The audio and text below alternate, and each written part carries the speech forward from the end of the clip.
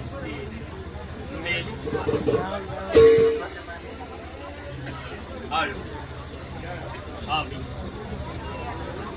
দুষ্ট জনক করিবি না শান্ত সকলকে উদ্ধারে করি সৃষ্টির রাজ্য করিস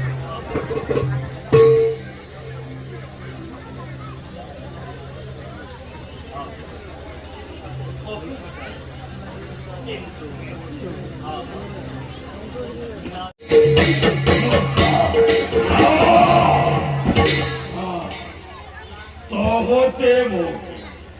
केसारी द्वार करो आई पैजाम मैं होले सिस्टर आतंक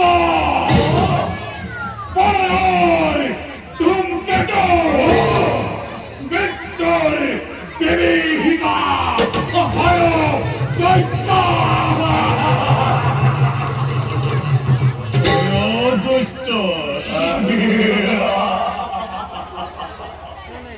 Ivan Haho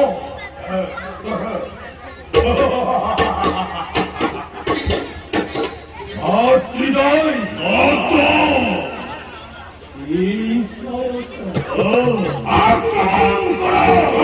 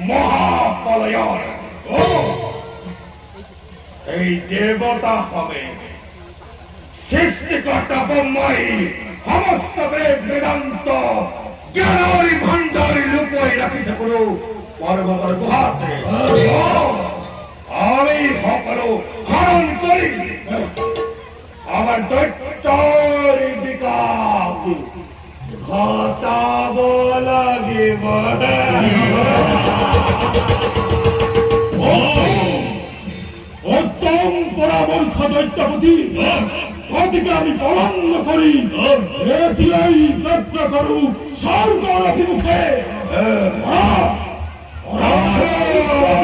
জয় ধৰি এই মহাবীৰৰ জয় হয় দৈত্যৰ জয় জয় হয় দৈত্যৰ জয় জয় মহাবীৰৰ জয় জয় জয়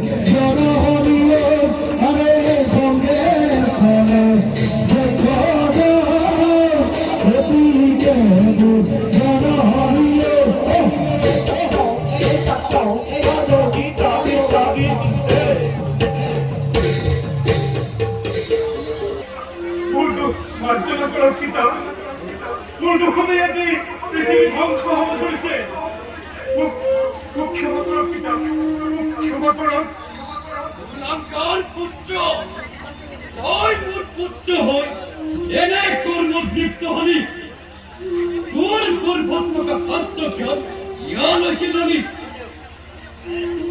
তোর কর্মর ভাবে আজ মোরে সৃষ্টি ধ্বংস হব ধরিছে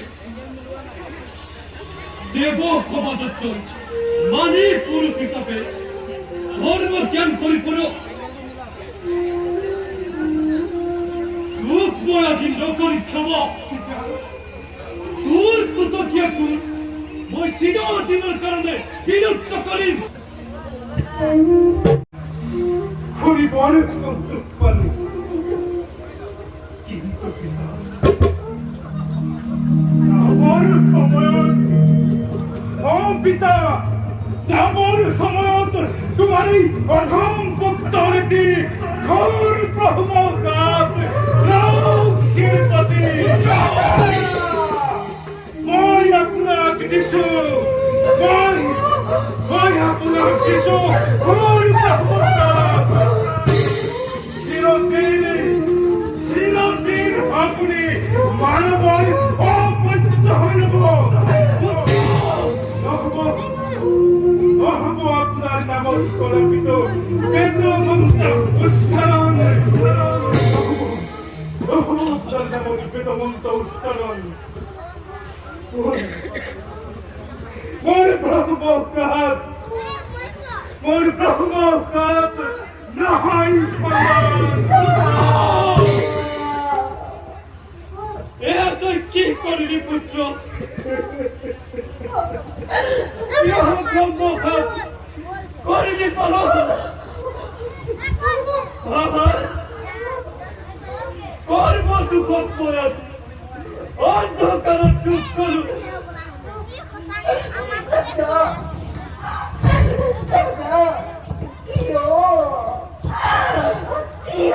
তুমি ব্রহ্মঘাত করিলা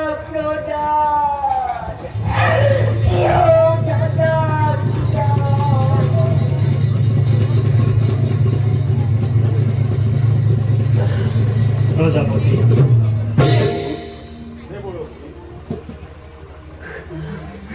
আমার বিন্দারিত খুবই ধরিয়াসূত্র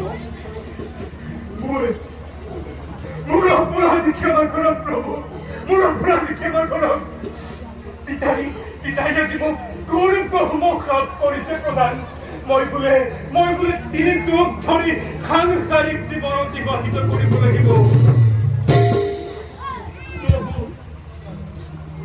এই হেতু পুত্র এবং ব্রহ্ম কাম করিলে কথা চিরদিন পূজ্য হইল মানব না থাকিব মূল নামন পূজা পাতন যাগযজ্ঞ বিখন ব্রহ্ম খবর পতিত হল প্রভু পিতা পুত্রই কেউ এনেলৈ ব্ৰহ্ম মাহত লিপ্ত হব লগা হল এয়া সকলো ভাগ্যৰে লিখন মহাপ্ৰলয় আৰম্ভ হোৱাৰ আগত আমি নিজে এক মহাপ্ৰলয়ৰে সূচনা কৰিলোঁ। প্ৰজাপতি, নাৰদৰ ব্ৰহ্মশাপ মই খণ্ডন কৰিব পাৰিম, কিন্তু আপোনাৰ ব্ৰহ্মশাপে চিৰদিনলৈ থাকিব ধৰাত।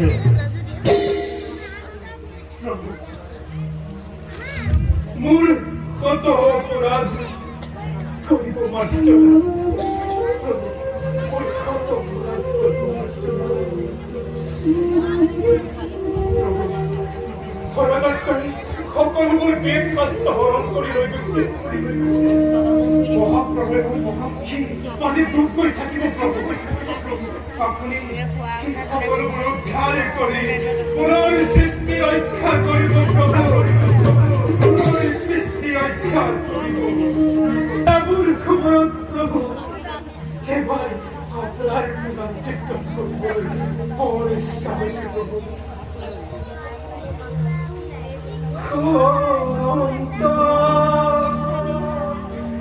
तुम्हारे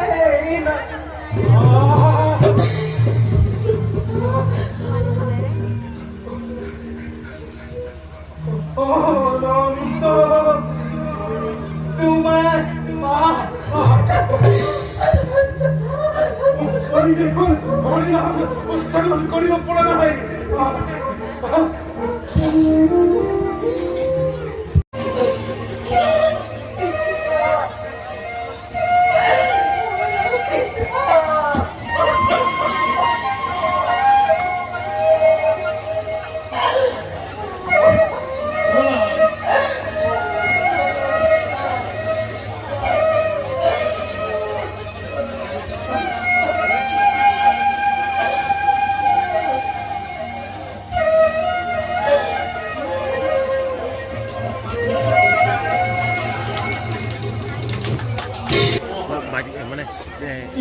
দিনে পৃথিৱীখনে অধৰ্মৰ ফালে গতি কৰিব।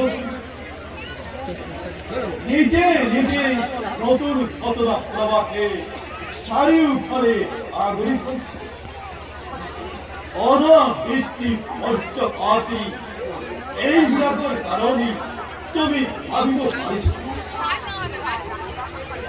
কাণে কাণে কোনোবাই জয় কৰে সত্যব্ৰতী তোৰ ৰাজ্য ধ্বংস হ'বলৈ আৰু বেছিবৰ নাই।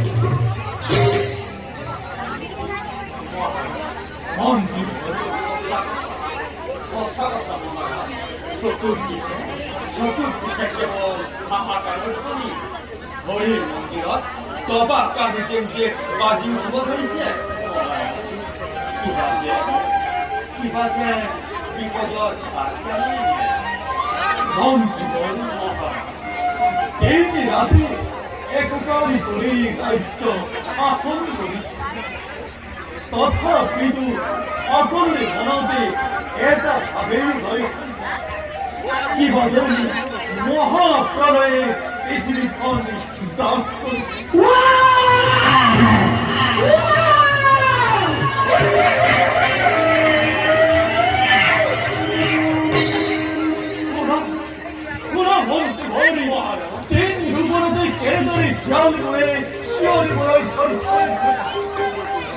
এনে অমঙ্গলের আস্থাগুলি বায়ু প্রজা বিরাটি নিমতে আশ্রিত হোক। আর এটা উপায় দিয়া মন্ত্রী ঘরে আর এটা উপায় দিয়া সেই হরে আরাধনা করে অন্য উপায় নাই। মহাযজ্ঞ আয়োজন করাই ভালো। মন্ত্রী এনে অমঙ্গলের সময়তে মই দায়িত্ব কেড়ে ধরি সমাধান করি আৰু দায়িত্ব লইবা আহিবই নকো।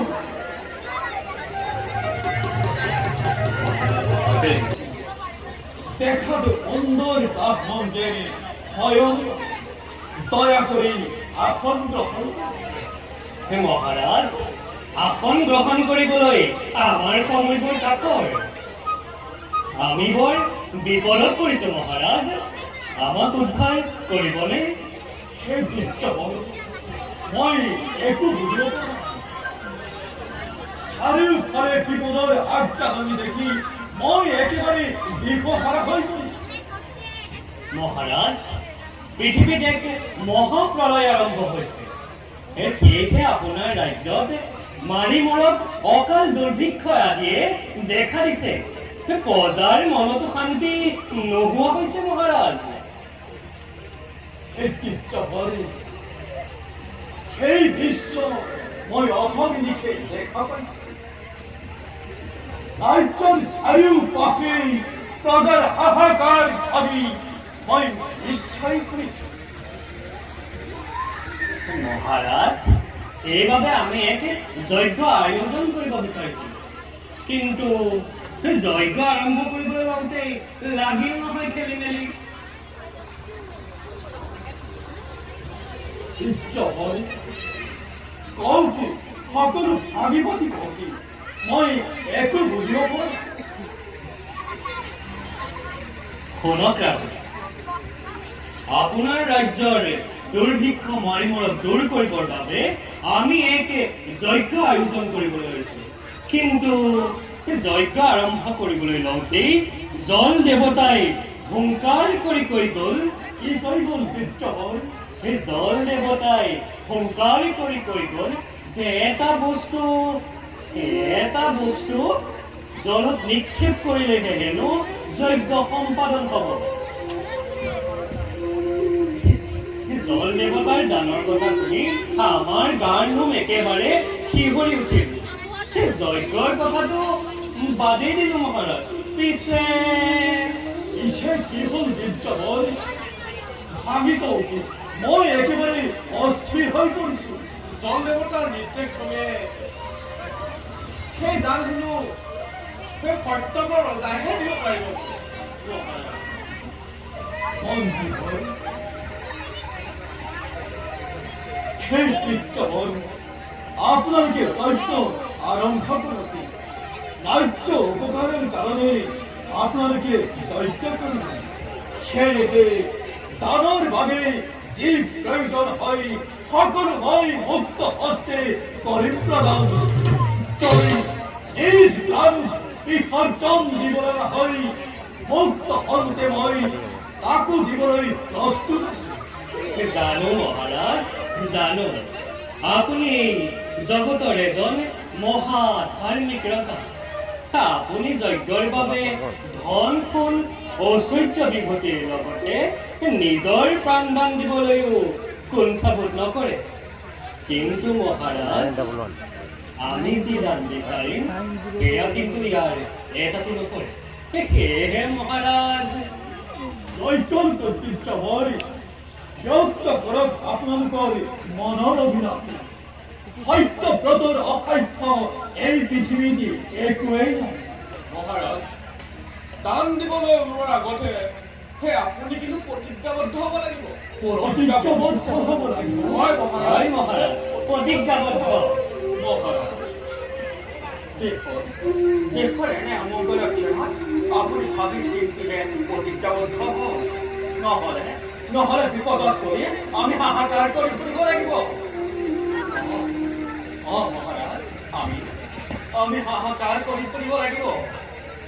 মন্ত্ৰীগণ, মহাৰাজ, দেশৰ চাৰিওফালে ঘোৰ মহাপ্ৰলয়ে আগুৰি ধৰিছে। বিপদ খণ্ডনৰ বাবেই ইচ্ছাবলে মহাযজ্ঞ আৰম্ভ কৰিব। সত্যব্ৰতী দানী ৰজা বুলি জানে জগতে, তেনেস্থলতে ব্ৰাহ্মণ হৈ কিদৰে বিমুক্ত?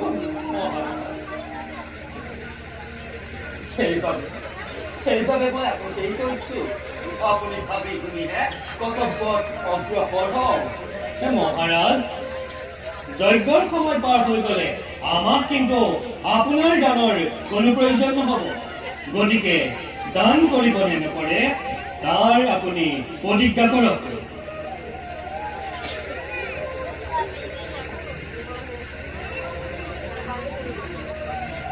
হে ইচ্ছাবল, সত্যব্ৰতী ইমান দুৰ্বল নহয়।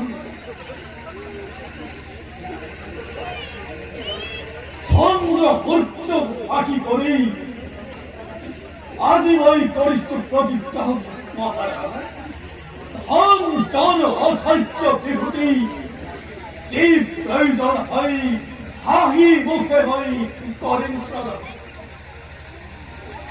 ধন্য ধন্য ৰাজন ধন্য এতিয়া শুনক আমাৰ প্ৰতিজ্ঞাৰ কথা যজ্ঞ সম্পাদন হ'বৰ বাবে জল দেৱতাই আছে সংকাৰ কৰি যে এগৰাকী নাৰীক জলত নিক্ষেপ কৰিলেহে হেনো যজ্ঞ সম্পাদন হ'ব মহাৰাজ এগৰাকী নাৰী হয় মহাৰাজ এগৰাকী নাৰী হে কিচ্ছবৰ সেইগৰাকী নাৰী কোন বাৰু ৰাজন মন্ত্ৰীবৰ কিচ্ছবৰ এইগৰাকী ৰাণী হৈছে এই ৰাজ্যৰ ৰাজৰাণী এতিয়া আপুনি আপোনাৰ প্ৰতিজ্ঞাৰ কথা মনত ৰাখি আমাক দান দি বিদায় দিয়ক তীৰ্থহৰ কিয় মোক অথাই সাগৰত ডুবাই মাৰিব ৰাজ্যৰ ৰাজ লক্ষ্মীক মই জলত নিক্ষেপ কৰিবলৈ আপোনালোকক দান কৰিব তাই নাই তীৰ্থহৰ তাৰ পৰিবৰ্তে আপনাকে অন্য ধান গ্ৰহণ ক্ষমা কৰাৰ ইচ্ছাবাৰ ক্ষমা কৰাৰ ৰাজন আমাক আৰু অন্য বৰৰ নাই প্ৰয়োজন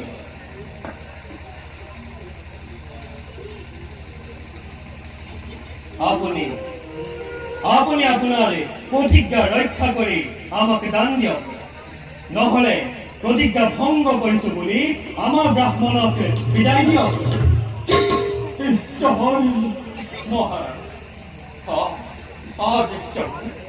মহাৰাজে মহাৰাজা প্ৰতিজ্ঞা ভঙ্গ কৰিছে মহাৰাজা হৈ মই কৰিছো আদেশ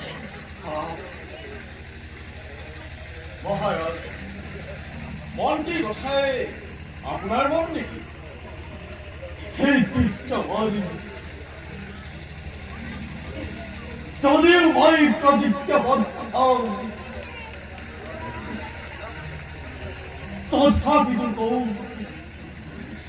সেই তাৰ পৰিবৰ্তে আপনাদেৰকে হয়ত ধান কৰক্ত হন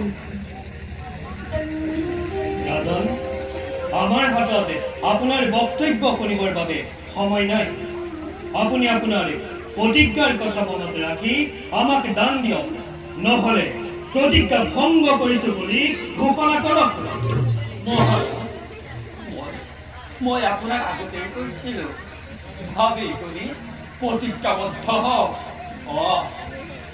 ৰাজন এই দুজন কোনোবা দুৰ্দান্ত অসুৰ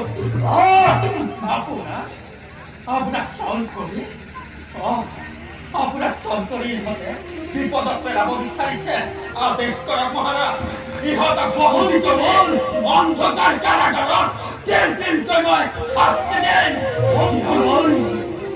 উত্তেজিত হব মহাৰাজ ৰাজ্যৰ ৰাজলক্ষ্মীক কেনেকৈ এই বীৰ্যবৰৰ হাতত বচাই দিম মহাৰাজ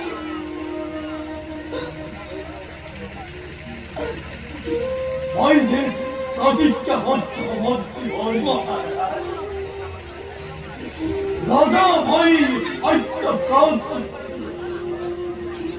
কেতিয়াও মই প্ৰতিজ্ঞা ভংগ নকৰো যোৱা মন্ত্ৰী হল ৰাজ ৰাণীক লৈ হাতৰে ৰাজ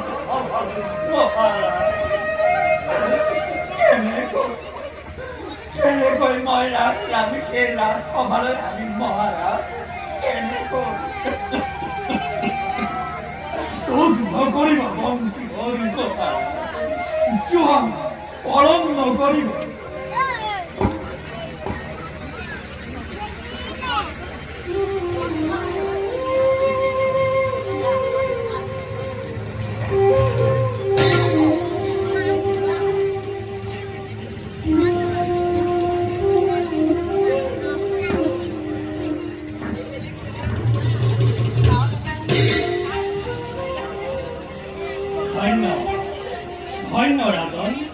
তোমাৰ দান এই জগততে চিৰযুগমীয়া হৈ ৰ'ব।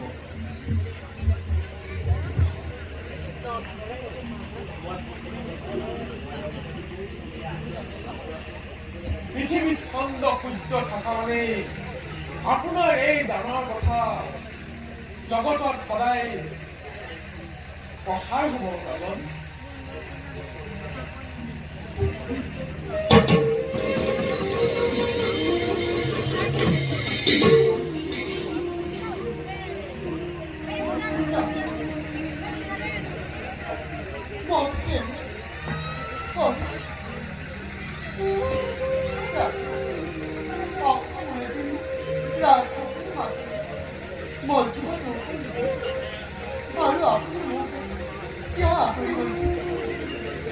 রানী অপদার্থরা নয় মুখ জীবন পরাণ অভিঘাত দিয়া দাদি অভিঘাত দিয়া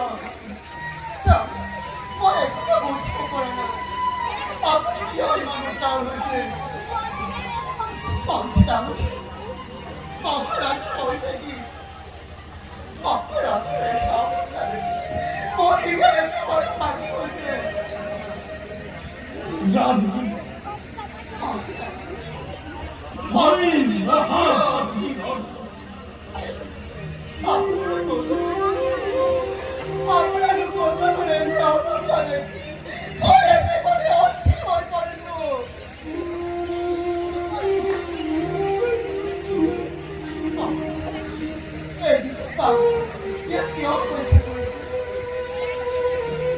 রানী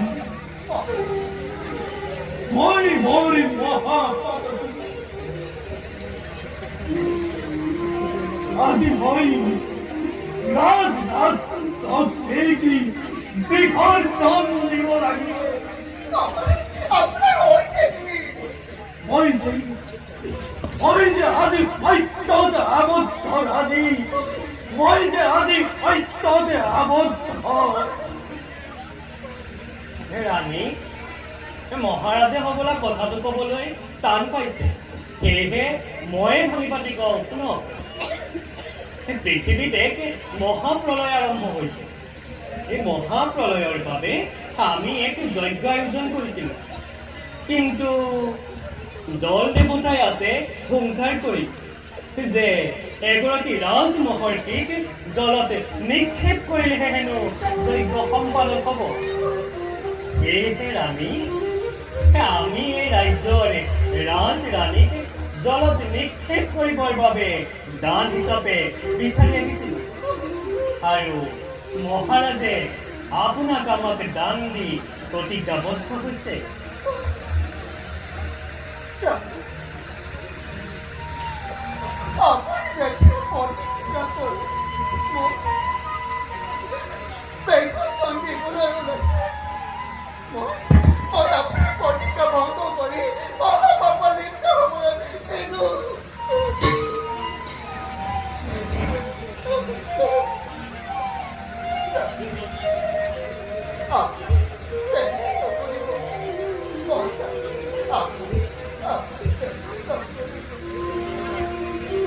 ৰাজন,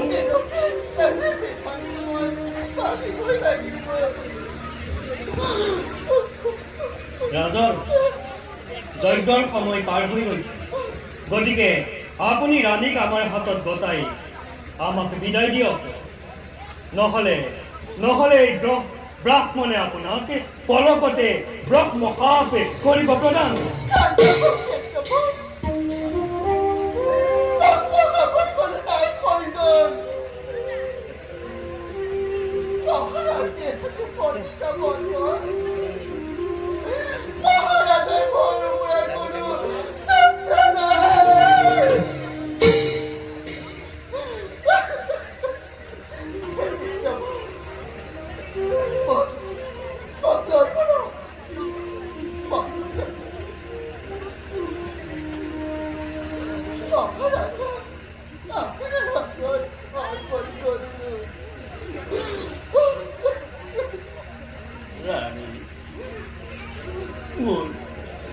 মোৰ মুখে নোলাই মাত ৰাণী,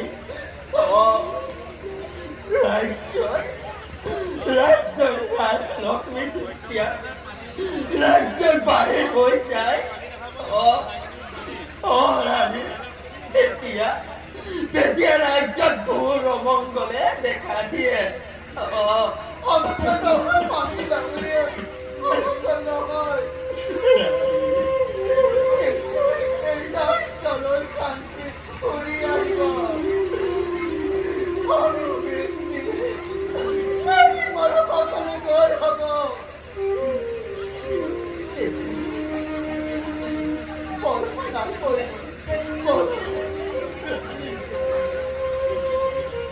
ৰাজন, আপুনিও আমাৰ লগতে যাব লাগিব।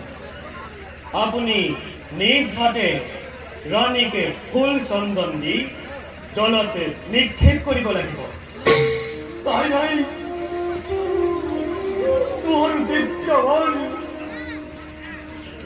রানী মই কেউ জলত নিক্ষেপ করিব মুখ ক্ষমা করা বিদ্যমান মুখ ক্ষমা করা ৰাজন, আপুনি যিহেতু প্ৰতিজ্ঞাবদ্ধ, গতিকে আপুনি যদি প্ৰতিজ্ঞা ভংগ কৰে তেন্তে মহাপাপত লিপ্ত হ'ব। পঞ্চমর মহারাজ স্বামীর লগতে নিশ্চয় মোর মিত্র হব মহারাজ হাজির পরা রাজ্য ভাই তোমার কথা রাধন তোমার কথা মহারাজ আপোনাৰ অবিহনে মই এই ৰাজ্য কি কৰিম মহাৰাজ আপোনাৰ লগতে ৰাণীৰ লগতে ময়ো যাম যজ্ঞৰ স্থলীলৈ Koi, koi. Con gì vậy? Con gì vậy?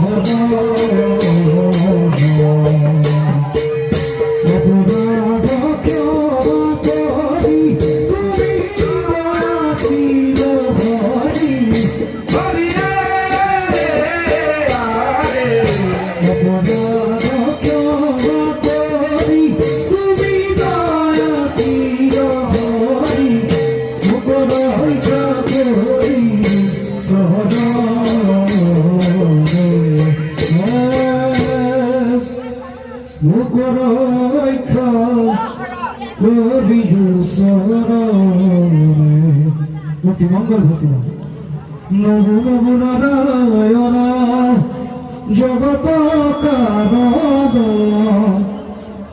প্রবাহর সেৱা কৰে যাহাৰ চৰণ মুকুত কৰে সদা যাৰ গুণ গায় হেন গুৰু চৰণত প্ৰণাম সদা মোৰ স্বৰূপ ধৰি প্ৰভু লীলা প্ৰকাশীৰা প্ৰণয় জড়ৰ মধ্যে বেদয়ু ধাৰিলা সৰ্বই অপৰাধক প্ৰভু কৰা মোচন চৰণে শৰণ ৰৈলো প্ৰভু কমলাৰু